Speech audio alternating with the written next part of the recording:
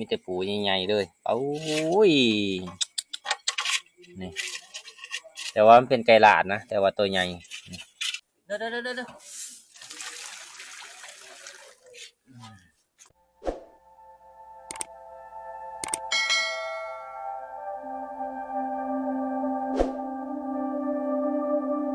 อ่ะกราบทักทายสบายดีทุกคนสบายดีตอนค่ำๆนะเมื่อนี้ก็คือเฮากะมาหากาเกียมทุกคนเนาะนี่แหละเกียม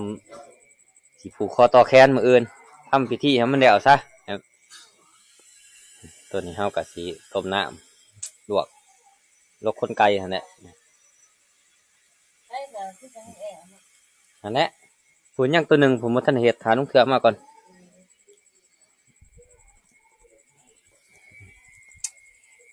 มื้อนี้ก็ขออนุญาตป้าโตก่อนเพราะว่าอากาศร้อนนะหลายพุ่นอาบน้ำแล้วก็ออกมาแต่ห้องน้ำนี่โอ้ยก็แตนเลยได้ทีได้บัตรตัวนี้เด้โอ้ยนี่ก็ร้อนเลยเอารออีกจักหน่อยประมาณ2 นาทีเคียงไฟพอดีกาเลิกๆนี่ก็จะเย็นแน่ได้เนาะ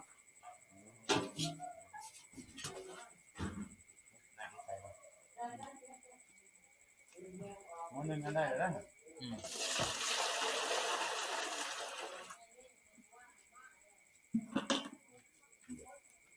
ค่อยบ่ปล่อยแล้วเนาะ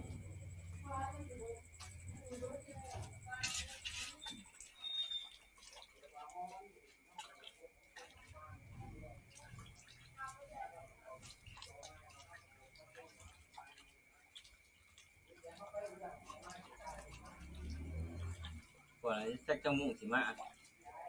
ก็ไปหาไก่หั่นแหละ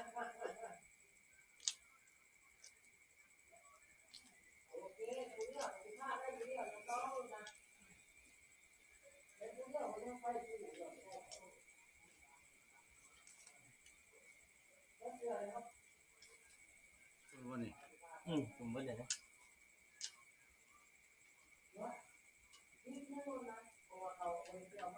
ครับบอกว่าเศร้าเรื่องมันลมก็เพราะว่าคนบนเดียว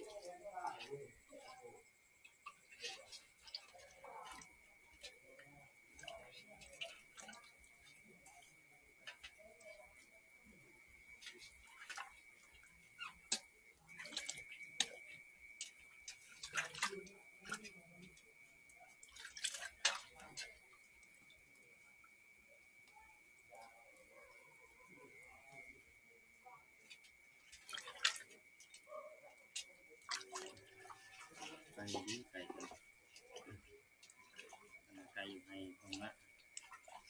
คือว่าเนี่ยมันจะเกลือมันจะต้อยไก่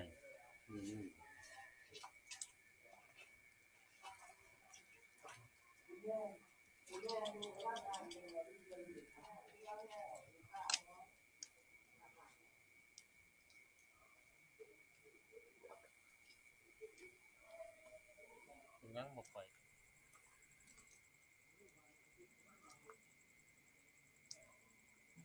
ผสมก่อน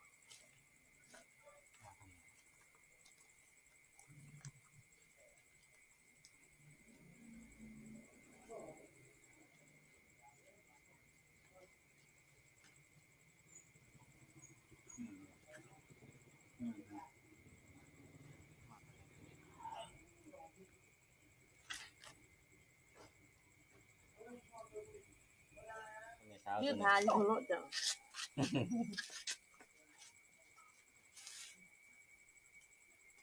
รู้ว่ากูอยากจะบ่ได้อีก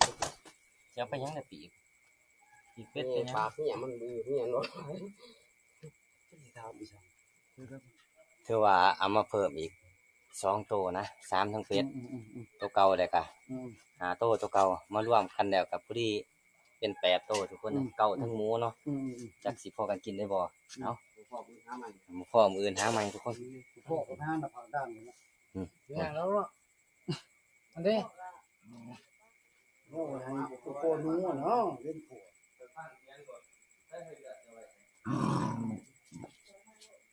จะบอกเชื่อครับมันบ่ฮอดแล้วปะดิ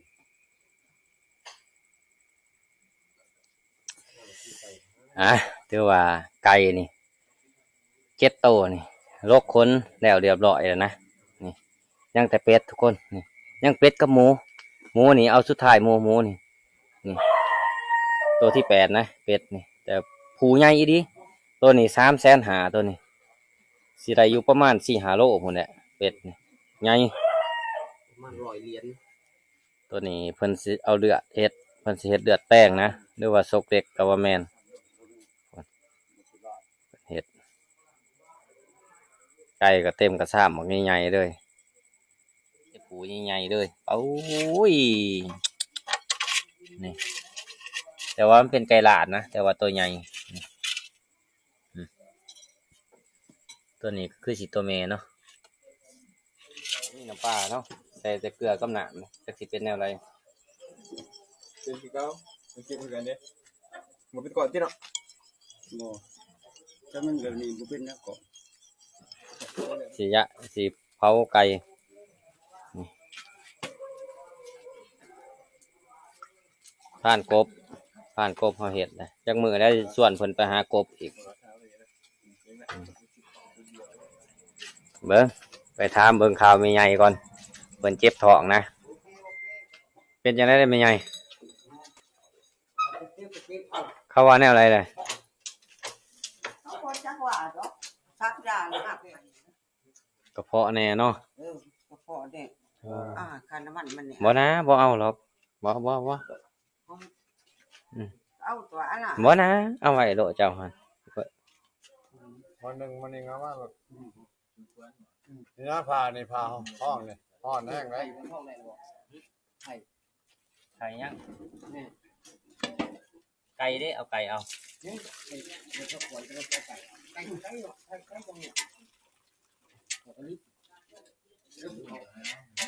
แล้วจะเอาไปเบิ่งมันหรือเปล่าผู้ที่ไก่เนาะไก่ เด้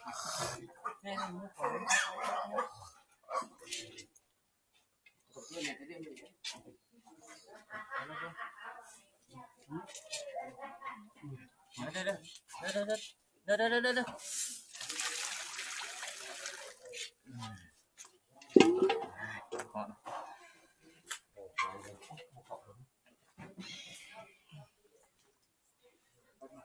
ใหญ่ดี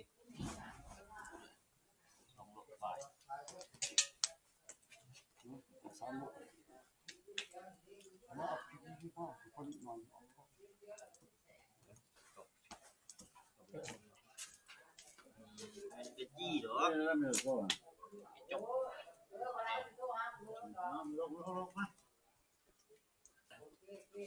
พอนพี่พันอยู่ไหนบ่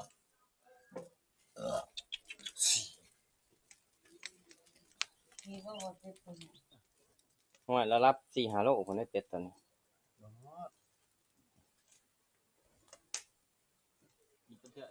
มีโรคห่าง คือไก่เฮานี่ก็ลดควันไฟเพราะว่าให้คนมันออกเบิดแหละเพราะว่าสิเอาเพราะอะไรเนื้อที่มันแบบน้ำในลงนะปลูกผักปลูกมีใส่บ่ได้กินว่าที่สุดนี่ทุกคนเลยไก่บ้านมื้อนี้บ่ได้กินไก่ปลาแต่ว่าเฮาบ่ได้เข้าป่าเฮิงนะ เอาเครื่องเครื่องแอร์ หัว มีม้านะ เอามา ไปโลดบ่เป็นหยังหรอกบ่คำลาหั่นโอ้บักหลาย เอานั่งตัวนี้บ่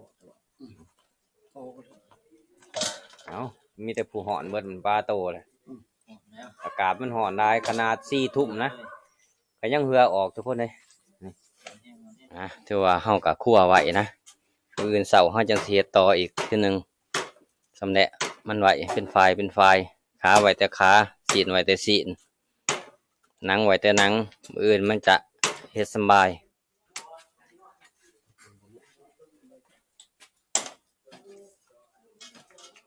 นี่เฮาต้องเฮ็ดไว้แบบนี้ทุกคน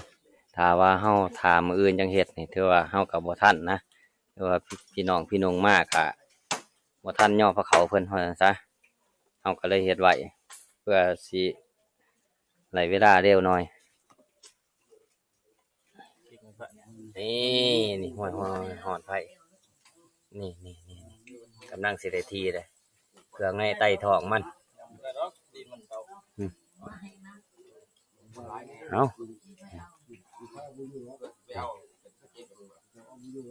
คือว่าปีนกินเขาก่อนหิวเขาทุกคนเลยตอนนี้ก็ได้5 ทุ่มแล้วเพราะว่าเพื่อเข้าสิเฮ็ดแล้วนี่ก็โอ้ยใส่เวลาเพิ่งเติมเลยนี่เบาซีเจ้ามี4 คนอยากไปของเอามานี่กินนี่ตีนเป็ดตีนไก่นี่ แล้วปืนในมือ ใส่แล้วแม่ถ่านนี่เอาใส่ถ่านนี่ว่าเราเขา ใส่เตาใหญ่ใส่ไม้ อุ้ย หันแล้วก็ย่าง พอปิ้งทุกเป็นอย่างเจ้าถึงจะมา พันบ่ขายมันบ่แม่นี่ชาถ่านชนิดนี่แล้วก็ย่าง เขาก็ เพื่อจะสิปิ้งเบิดนี้ก็พอดีปิ้งเตาเดียวนี่สิสุกหาย เราปิ้งหมูจ่อย คือเกิดยังว่า บ่น้ำ เข้ม เดี หั ยว ว ปิ้งไม่ยาก ไปที่เห็นที่มันไหน เอาปิ้งที่ซ่าบ่ได้กินบ่ได้เถื่อนเฮาตอนนี้เด้อ ปิ้งให้เราสิเกลือเพื่อถึง เบิ่งผู้ใหญ่เบิ่งได้ เอาบ่ได้แดบ่ทุกคือกันเนาะ แต่เรานะเขาเอา ยาเบิ่งผู้พันเขาเจียวว่ายาเอาน้ำไปต้มปักหลายเลยเสร็จ โอ้ถึงเมื่อยังกินแล้วพวกหมู โอ้หาหมูดูผม โอ้ถึงเบิก โอ้บวช นี่คือว่าย่างไว้ย่างมันสุกๆจังหน่อยแล้วก็ทุบแล้วก็สีกไว้นะมื้ออื่นเช้าเฮาก็สิก้อยไปเลยตัวนี้ก็คือศีลค้ามเบิดนี่มีแต่ขาใหญ่ๆเลยไก่7 โต8กับเป็ด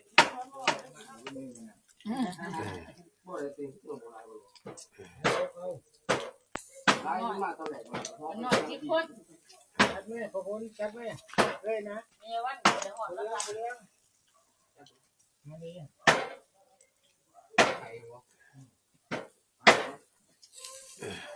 ในลูกอย่างนี้เราไปกินด้วยกันตลาด กิน มาแข่งที่เล่นบอลกินที่โป่ง แนวนั้นบ่ ไฟห้าไม่รู้เอ๋บอก เบิดในโตไก่ จะใส่ ไตมันนี่แหละคัก จะไปไหนนะ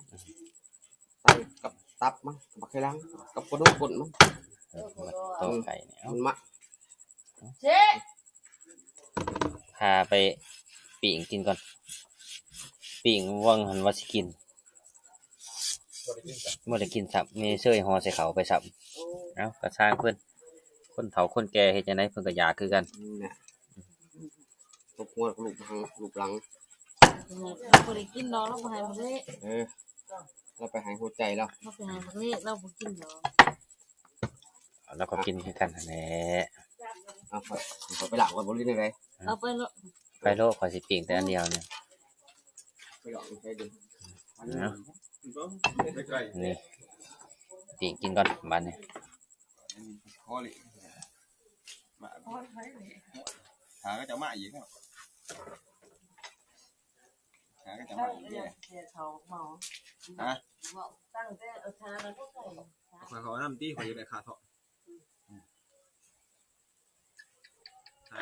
ยังแต่เดียวนี่สุกตัวนี้ก็สินอนอยากนอนแห้งเลย เราจะเฮ็ดเนาะ นี่ก็เที่ยงคืนเลย แล้วนี่จะเฮ็ดเนาะ เออแมนไป พักผ่อนสายตาก่อนจักชั่วโมง2ชั่วโมงพอเลยมีแห้งเอือมีแห้งอื่นเช้าแต่งงานกับเมียต่อเลยแต่งงานใหม่โอ้นี่หัวมันสุกก็ได้เป็นไงรถเลยหัวมันอู้วายขาผมใหญ่ เป็ดก็พอยังให้กินกันนั่ง มีแต่ปิ่งมีแต่สีนไก่เด้ ที่ให้กินเป็ดบ่ใคร สีนไก่ไก่จะมา